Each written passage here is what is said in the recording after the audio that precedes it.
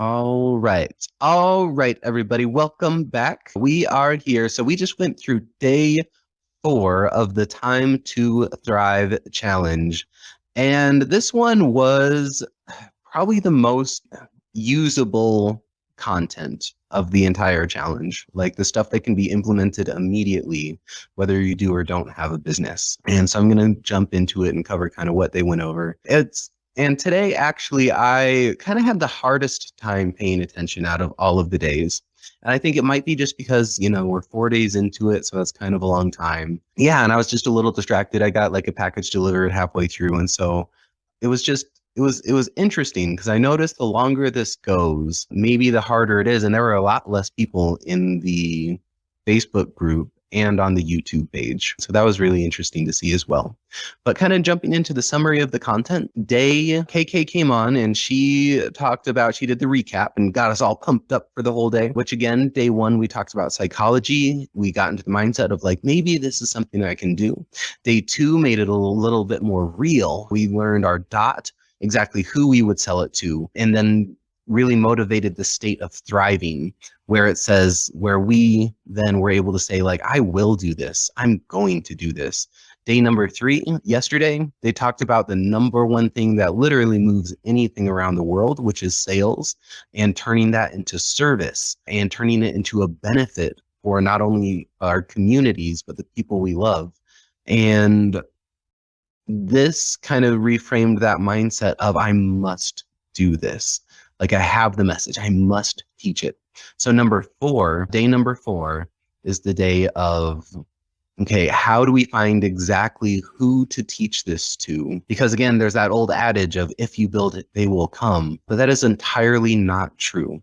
So if you build it, you have to get it to the right people so that they know it's there so they can come. Just building it doesn't do anything. KK actually gave another great analogy, or just a statement that she said was basically the strongest force for any human is to remain consistent with the image they have of themselves.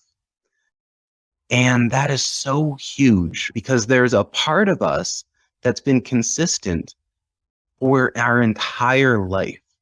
So stepping out and trying to change things and do something new, do something we haven't done before is so incredibly hard because everything our subconscious mind wants us to do is bring us back into the normal, what we've known for so long.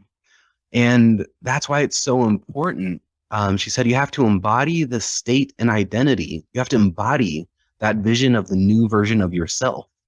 And then every time you notice yourself overcome an old way of thinking, that is progress and growth. Because it's not like we just flip a switch and we can be someone new and we can have this new lifestyle and these new habits and ways that we do things. It takes an adjustment period, right? And really, it's important to identify when we have an old pattern and especially reward ourselves, even if it's just like a self high five of like, I overcame an old way of thinking and I'm moving closer towards that new vision of who I want to be. I thought that was a really great way to start. Dean came up and really covered a handful of things. So one thing he said that really jumped out to me was, if you never feel nervous about doing something or starting something, it means you're not pushing yourself. And feeling uncomfortable is important to that growth and that progress. Again, because we've had this way that we've done things our entire life. Doing something new is important, but it's not always easy. And so it's important to feel uncomfortable and go through that discomfort. He shared of all of the days, I think this is probably the most important one to actually just watch. I don't think it can be conveyed as well with just a recap and a summary, because what he did, he shared, everyone does homework every night and they go live in a Facebook group, and he shared a video of someone who perfectly used what was taught yesterday of the art part of sharing your message. And he was talking directly to Dean about how they fly fish, his relationship with his child. And then he sold him something at the end of that. But it was really embodying that spirit of understanding exactly who you're talking to entering the conversation that they're currently having in their mind and then presenting them a solution. He did a great job. I highly recommend go watch it. He then covered a really good question that, again, with all of this is something to keep in mind is like, if you had to describe the best year of your life, what would that look like? And he gave this as an exercise. So if you're going to describe the perfect day in a year, like the year was great, what does that look like from the time you wake up to go to bed? And number one, write down what that looks like. And then number two, attach an emotion to that. Why is it so important to have that greatest year of your life? Like, what does it change? And he talked about, hold on, I wrote some extra stuff in there. So he talked about after attaching that emotion to it, kind of what is the why? That's really the core thing to focus on, because if we focus on the where and the why, the how magically follows just every time. We're focusing on where we want to go and why we want to get there. Then the how tends to show up. And then he said an important thing: when the how shows up, whether it's a map, whether it's a teacher, whether it's just an advertisement that pops up or an opportunity, make sure that the how is from someone experienced. If you're following a guide, a leader, someone teaching you how to get there, make sure they've done it. Make sure it's not just someone who has another idea, who's never done it before. It's always, don't take advice from your single friends, right? Don't take dating advice from your single friends. Or I should say, don't take relationship advice from your single friends. So that was great. And another thing he said that really jumped out to me was like, every day as this goes on, every day as these challenges go on, people tend to drop off. And they get this thing inside of them. They drop off for many reasons. 4 days, 5 days, that's a long commitment, right? But a lot of people, they just kind of say, maybe I want this. Like, I do want this. I would love to do this, but I just don't think I'm the person. I don't think it's me. That kind of success, that kind of lifestyle, that's other people get that. It's not me. I don't ever get that. And that's selling yourself so short. And then the issue is, because I've even seen this with my own coaching business, right?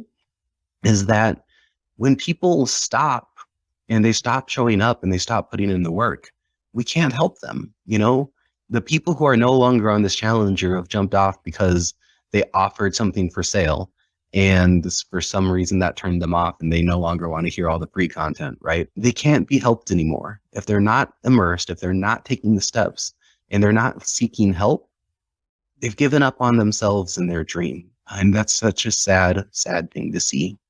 So he gave then, this is a teaching that he does teach quite a lot, but I think it's probably the number one thing I've used practically more than anything else than anything that Dean has taught.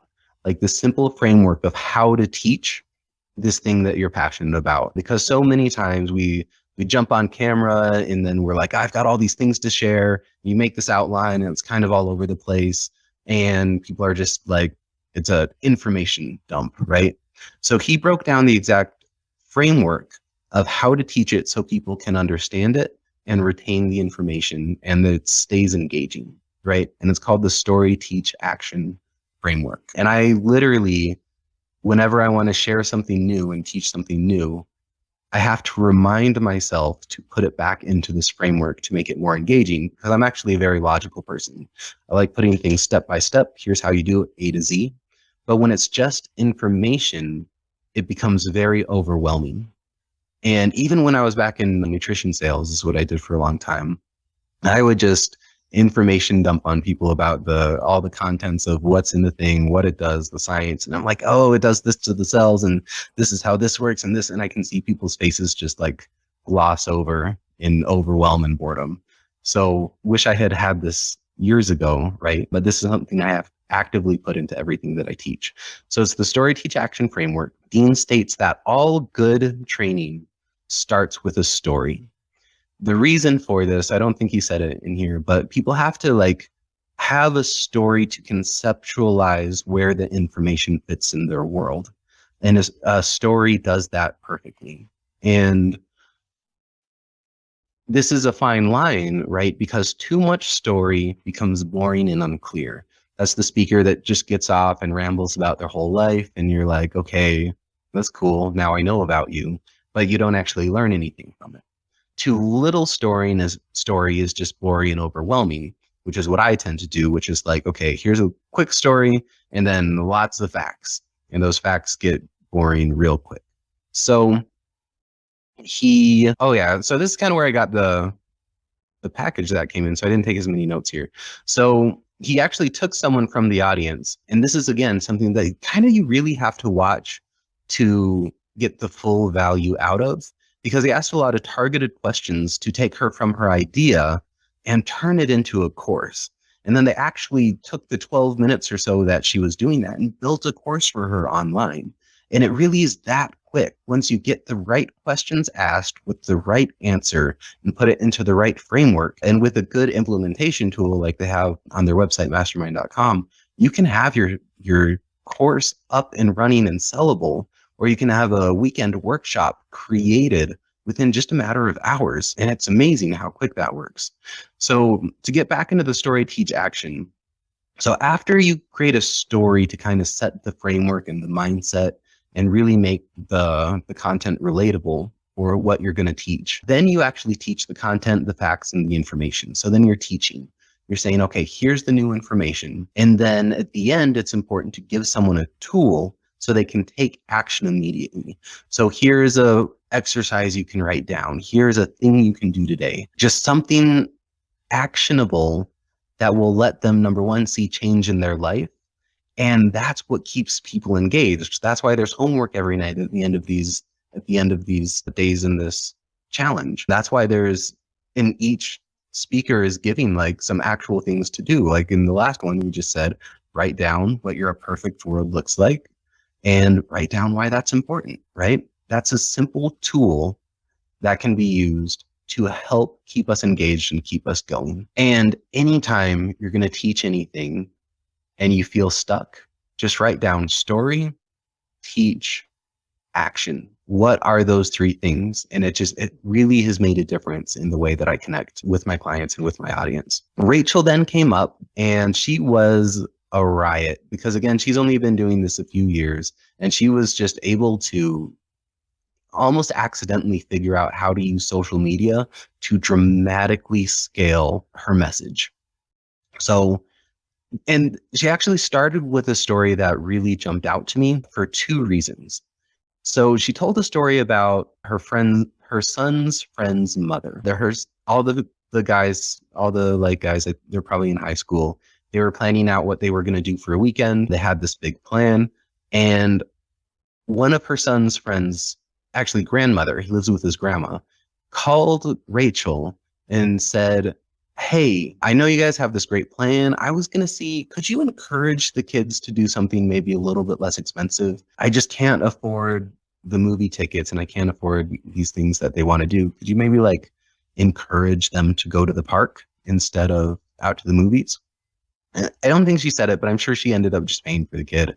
But she was then reminded like the roots of where she came from, where she didn't have all this extra money. She's got, 6 kids of her own. And she's just a busy mother, but she's grown this business. And she's now at a point where she doesn't have to worry about things like how much a movie costs for her kids to go see. Now that jumps out for me for two reasons, because number one, this is a business where you can scale very quickly and get a lot of extra income without as much work as a lot of other businesses out there, right? So it's all the more reason to do something like this. However, one thing that I do always say is there's really only two people we should listen to. It's number one, someone who's either like the best or at the top of what they're doing, or number two, the person who's just, a year or two ahead of you. Someone who's still, maybe they haven't like hit their max success, right? Or they're still just in the trenches with you. And they're closer to a peer who's just a little further ahead and paying for their experience, I think is almost more valuable than paying for the tips and tricks from someone who's making $1 million a year. Because when you get to a certain level of success, it's just human nature. We kind of forget a lot of the struggles that we went through, and we forget we're less able to relate to someone who can't afford that has to budget everything, who maybe has to choose between rent or a dinner, right? When someone doesn't have to worry about those things all of the time, it makes it much harder for them to relate to someone that does. So we can either learn the tips and tricks from the best or learn from someone who's still in the struggle with us, but just a little bit ahead.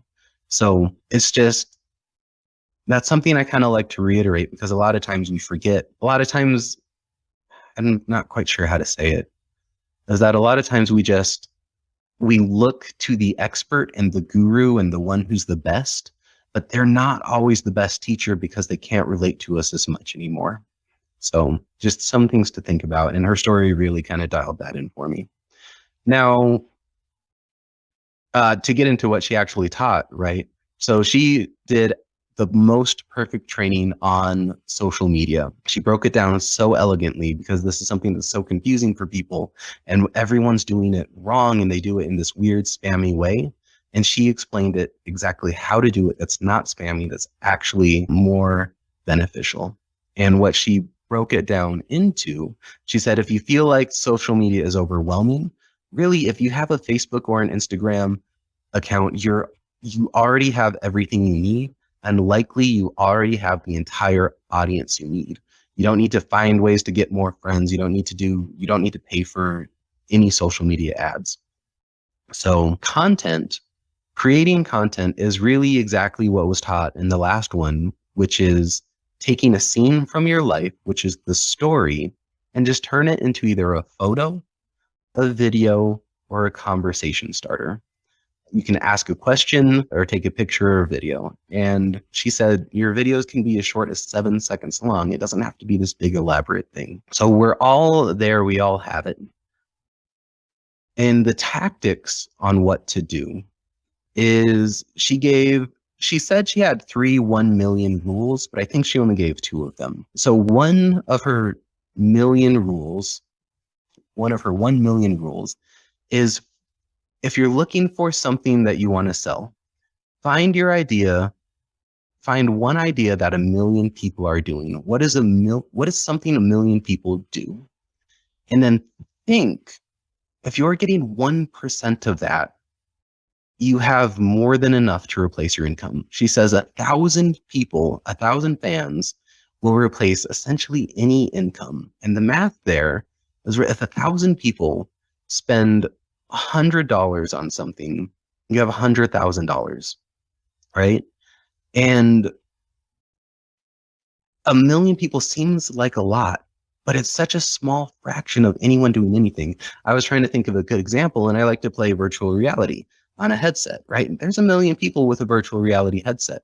If I had an idea that could impact, 1% of them, that's 1,000 people. If there's $100, that's my entire income for the year. It doesn't take a lot. And so step number 1 is find an idea that 1 million people are doing, and then conceptualize getting 1% of that. And then also find something that you enjoy enough you could spend 1 million minutes doing. I do enjoy playing video games, right? And 1 million minutes turns out to be about like 2. I did the math and I think I did it right. That's not a long time, but keeping those things in mind, like there's so many opportunities to make so much money and to impact so many people, or to share your message with so many people. Now, so how do you find that 1% of the 1 million people? And these are the exact steps. It's not go out and spam your message in groups. Don't share your link and do nothing in return. She says, here's what you do, and it's an acronym PIE. So it's as easy as pie to get your 1,000 people. So number 1 is you post a sifting question.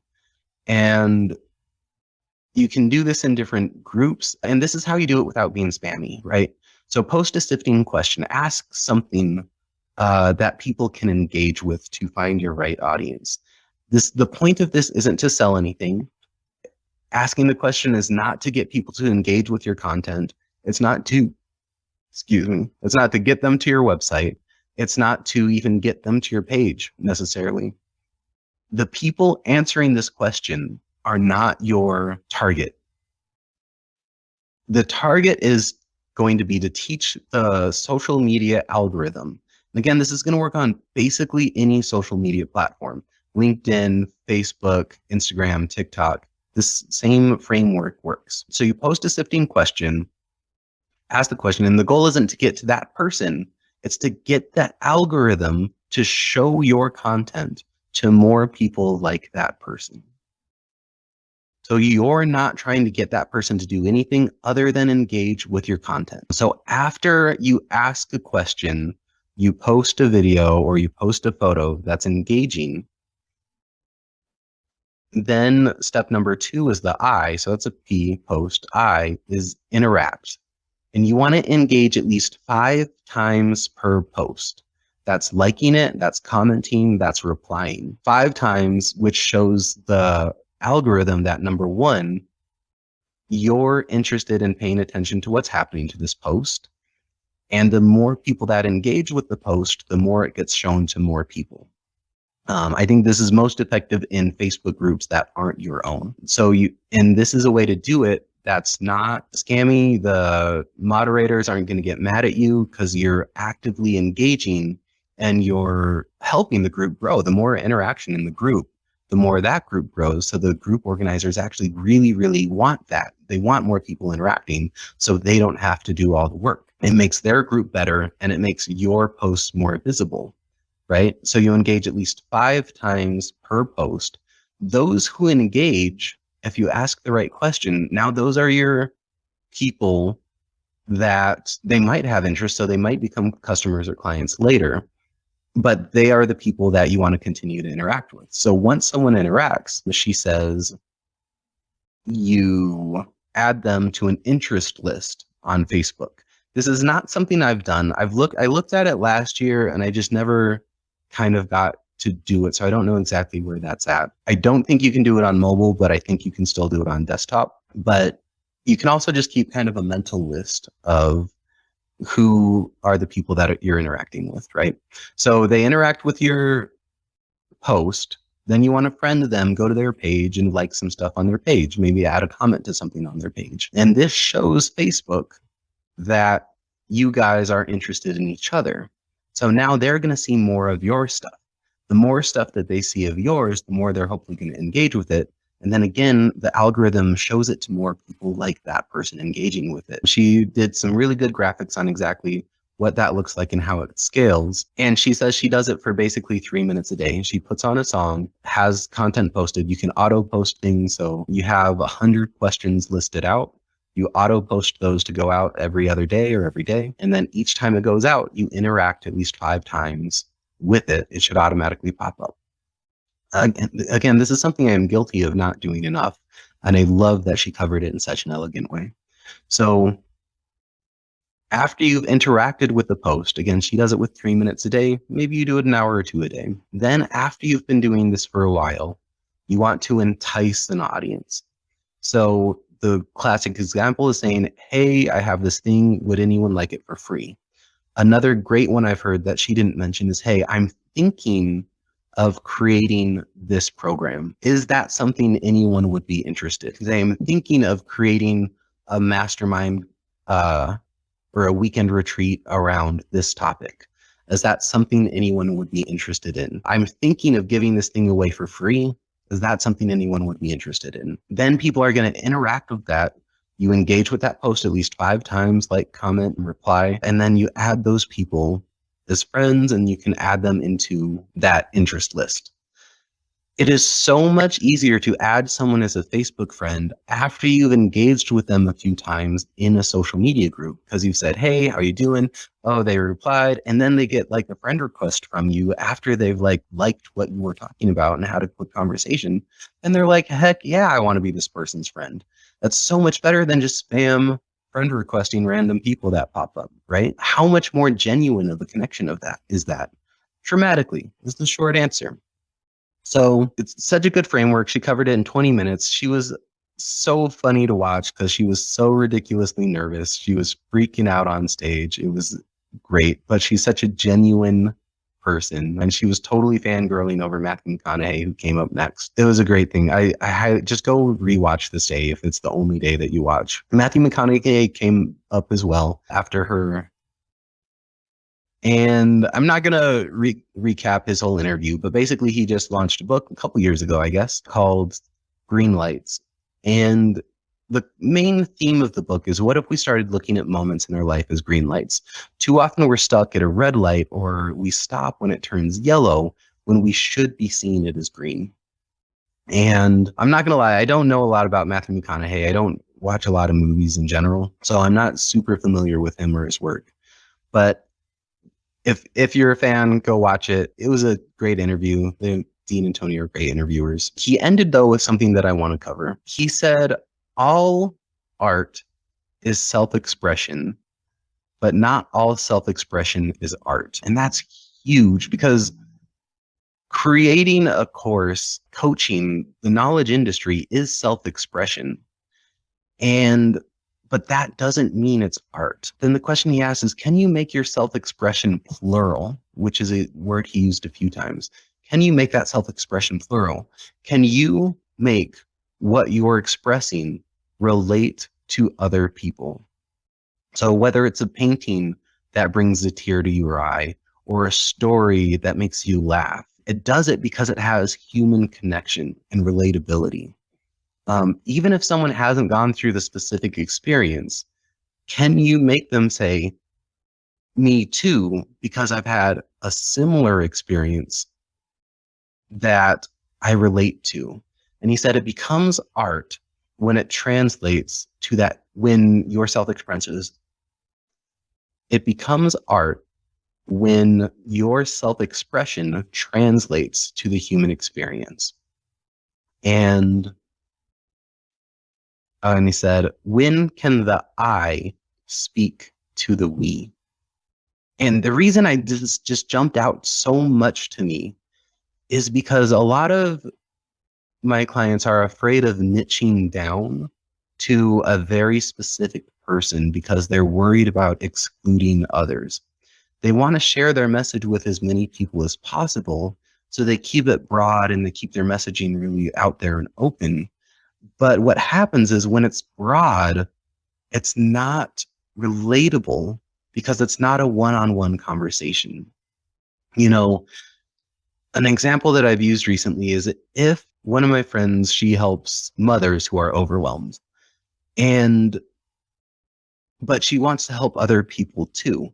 But I told her, if you only put your message, like if you get this client in your mind who's 45, she's got 3 kids, her husband works a lot, she works a lot. If you're talking to this woman about something that happens during the day and one of her struggles, me as a single male, I can still find something relatable within the story of how you helped her. Even though I can't relate to that specific story, I can relate it to maybe how I had trouble when I was dog sitting, or I had trouble with a friend, because human connection is universal, right? And these experiences really are universal if we do it in a way that can make it feel like kind of an esoteric concept, but it was just a great way to end. So that was all of the speakers. I went through this one kind of fast. I didn't notice exactly how fast I went through it, and I don't have a timer on, but I think I did pretty good. So again, it was just a wonderful day. They recapped Project Next, which is a great tool and a course that covers all of this in way more depth. Tomorrow is going to be the implementation day. How to, number one, implement and launch exactly what your idea is. So stay tuned. I'm excited to see you. Thanks for checking in again. And I will see you guys tomorrow around the same time. Thanks so much.